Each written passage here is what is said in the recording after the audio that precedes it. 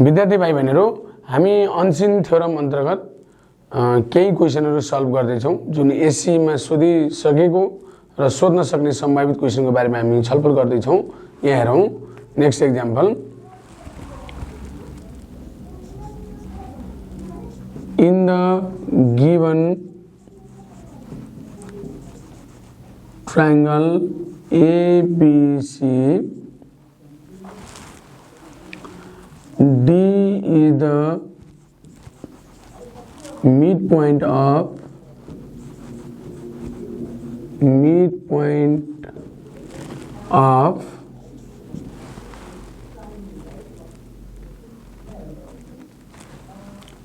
BC, E and F are midpoints of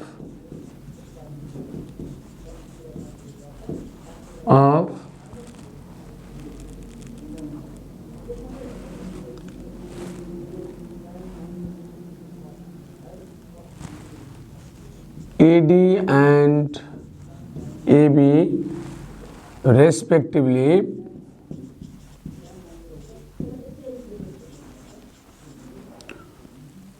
and G is any point on BD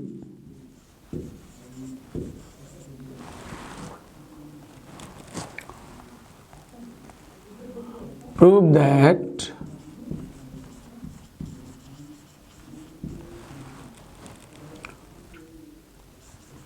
area of triangle ABC is equal to 8 times of area of triangle EFG। हेरौं विद्यार्थी भाइ बहिनीहरु यो question ज्यादा नै important question हो out थ्योरमको लागि। यसलाई ध्यानपूर्वक हेर्नु होला।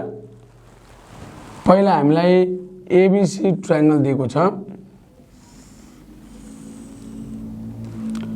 ABC ट्रायंगल दिएको छ। D is the midpoint of BC। यो D चाहिँ BC को midpoint हो। E and F are midpoints of AD अर्थात E चाहिँ AD को midpoint हो। यो AD लाई जोडौं। E चाहिँ AD को midpoint, F चाहिँ AB को midpoint, suppose यहाँ छ F, and G is any point on BD। G suppose यहाँ छ any point on BD, prove that area of triangle ABC यो ठुलो triangle 8 times of area of triangle EFG यसलाई जोडौं EFG। E यसको midpoint AD को, D is the midpoint of BC, F is the midpoint of BF। हेरौं विद्यार्थी भाइ बहिनीहरु यो triangle को एरिया, यो सानो ट्रायंगल को एरिया EFG ट्रायंगल को एरिया 1/8 of ट्रायंगल ABC भनेर प्रुभ गर्नुपर्ने। हेरौं यसलाई कसरी प्रुभ गर्न सकिन्छ। सर्वप्रथम हामीले गिवन लेख्छौं। गिवन प्रूफ दैट भन्दा अगाडि सबै लेख्ने। ABC is a triangle in which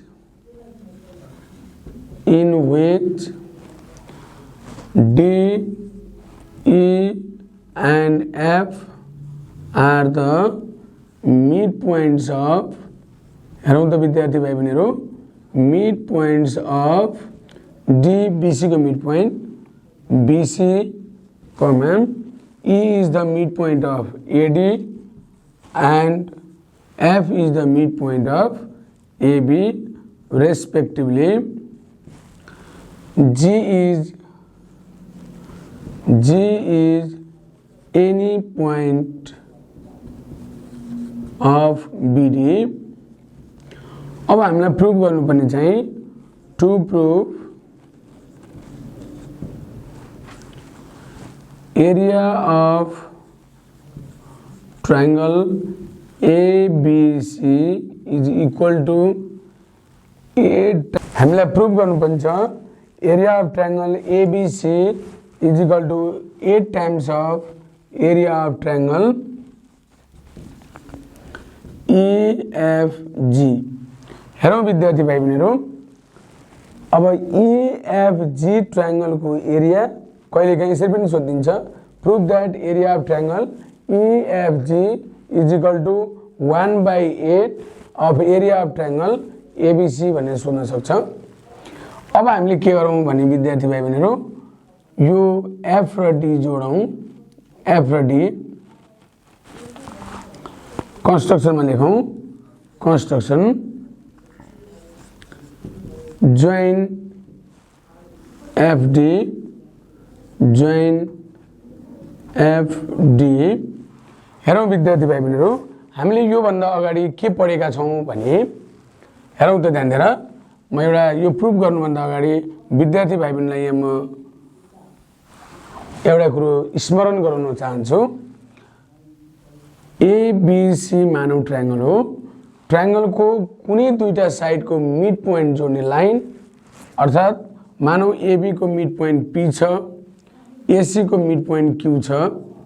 mid point यो कुनै पनि ट्रायंगल को दुईटा साइड को मिड पॉइंट जोड्ने लाइन थर्ड लाइन सँग हाफ एंड प्यारलल हुन्छ भन्ने कुरा हामीले पढेका छौं। हामीले के पढेका छौं भने the midpoints of any two sides of triangle is half and parallel of third sides, अर्थात PQ parallel to BC, त्यसैगरी PQ is half of BC भनेर पढेको छौं। यही कन्सेप्टबाट हामी यहाँ प्रुभ गर्न सक्छौं विद्यार्थी भाइ बहिनीहरु। हेरौँ त, सर्वप्रथम ABD ट्रायंगलमा FAB को मिड पॉइंट हो, EAD को मिड पॉइंट हो, अनि यो मिड पॉइंट जोड्ने लाइन EF यो लाइन सँग के हुन्छ, प्यारलल हुन्छ। अघि मैले देखाए जस्तै EF प्यारलल टु BD हुन्छ। अब हेरौँ विद्यार्थी भाइ बहिनीहरु, यसको प्रुफ चाहिँ proof statement and reason.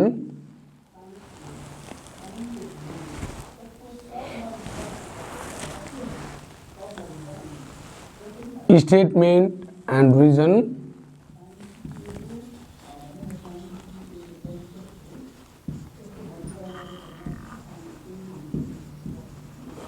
Number 1 में हेरौं विद्यार्थी भाइ बहिनीहरु, हामीलाई यो EF प्यारलल टु BD अर्थात BC छ भने हुन्छ भने EFG जसको बेस EF हामीले मानेर यही EF बेस में बनेको अर्को ट्रायंगल भनेको EFD, किनभने कुनै पनि दुईटा ट्रायंगलहरु एउटै बेस र बिट्विन सेम प्यारल लाइन में छन् भने दुईटा ट्रायंगल को एरिया इक्वल हुन्छ। त्यसो हुनाले EFG र EFD ट्रायंगल को एरिया इक्वल हुन्छ, किनभने दुवै ट्रायंगल को बेस EF र बिट्विन सेम प्यारल लाइन। त्यसैले हामी नम्बर 1 मा के लेख्न पाउँछौं भने area of triangle EFG is equals to area of triangle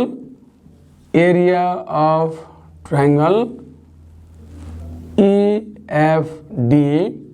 इसको reason the relation between triangles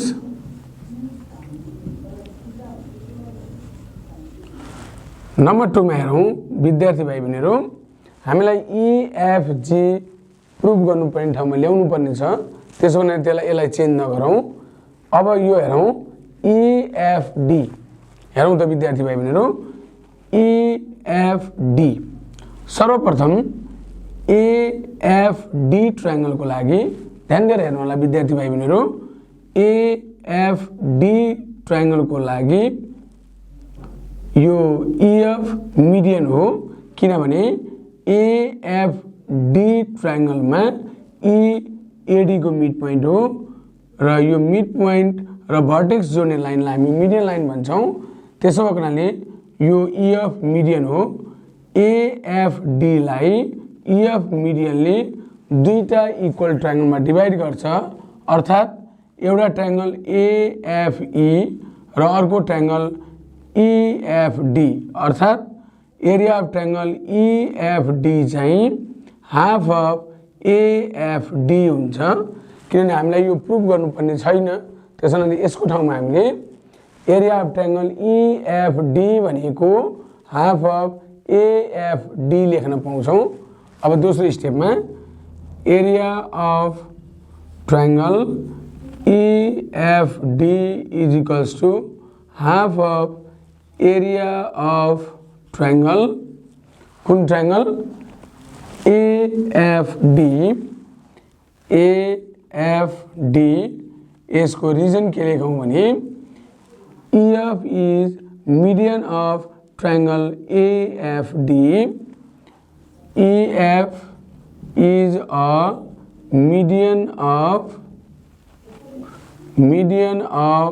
triangle AFD। अब 1 र 2 लाई कम्पेयर गरौँ त विद्यार्थी भाइ बहिनीहरु। अब हामीले के लेख्न पाउँछौँ भने 1 र 2 लाई कम्पेयर गर्दा area of triangle EFG is equals to area of triangle EFD को ठाउँमा हामीले के लेख्न पाउँछौँ half of area of triangle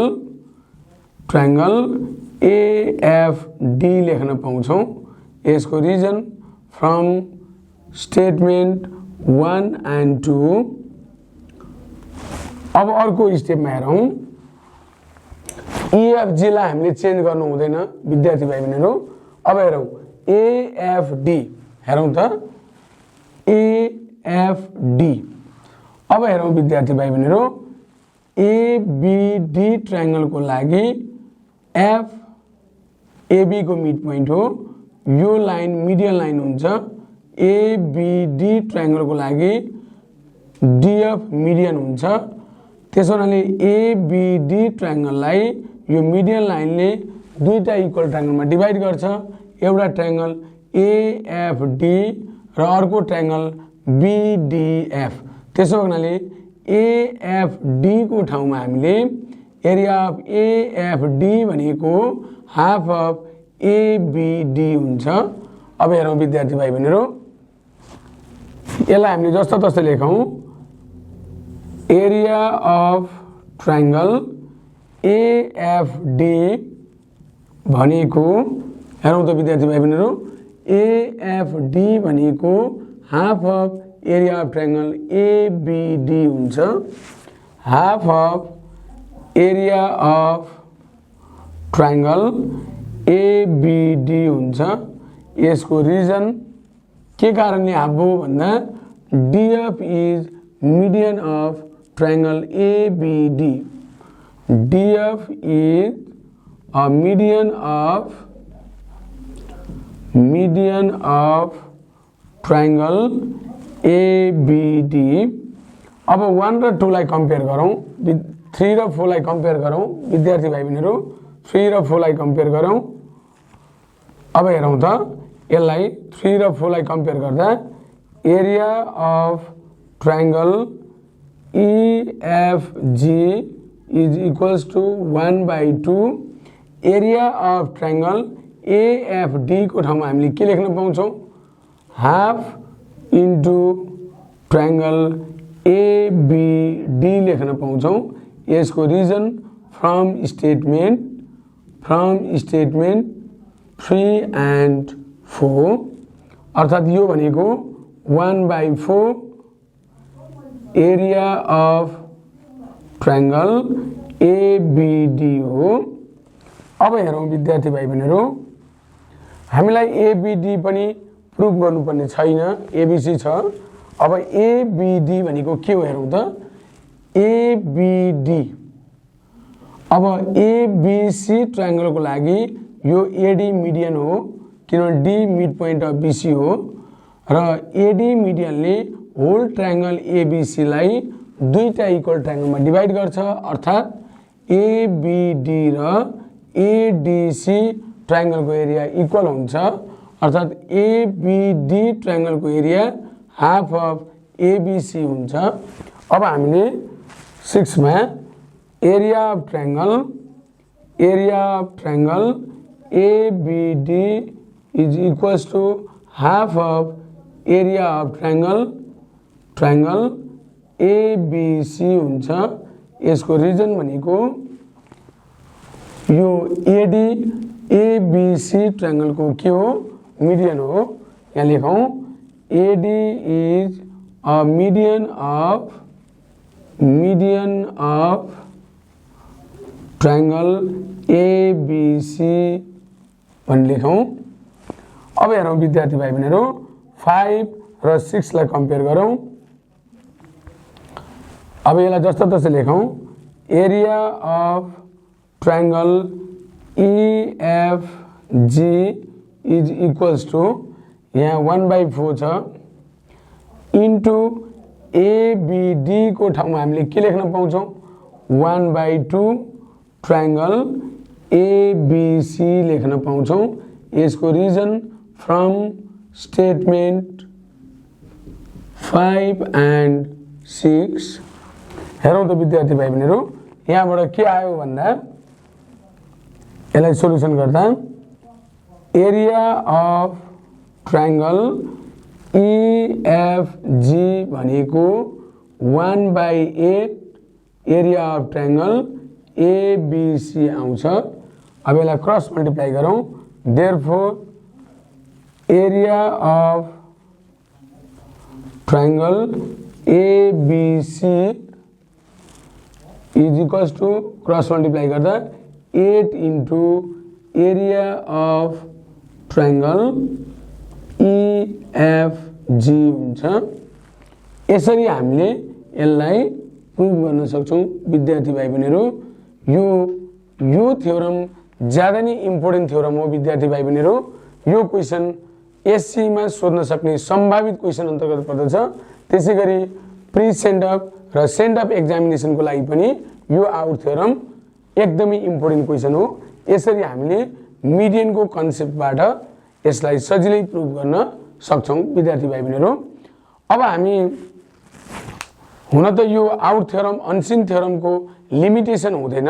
हामीले केही आउट क्वेशनहरु अनसिन क्वेशनहरु यहाँ सल्भ गर्ने प्रयास गरेका छौं। विद्यार्थी भाइ बहिनीलाई ट्रायंगलसँग रिलेटेड अन्य अनसिन थ्योरमहरु को बारेमा सोध्नु पर्यो केही जिज्ञासा भयो भने अवश्य सोध्न सक्नुहुन्छ। हामी त्यो जिज्ञासालाई समाधान गर्ने प्रयास गर्नेछौं। अब म विद्यार्थी भाइ बहिनीलाई अनसिन थ्योरम अन्तर्गत कहिलेकाहीँ सर्कलसँग रिलेटेड पनि सोध्न सक्छ। म सर्कलसँग रिलेटेड अनसिन थ्योरम गराउन चाहदैछु। हेरौं विद्यार्थी भाइ बहिनीहरु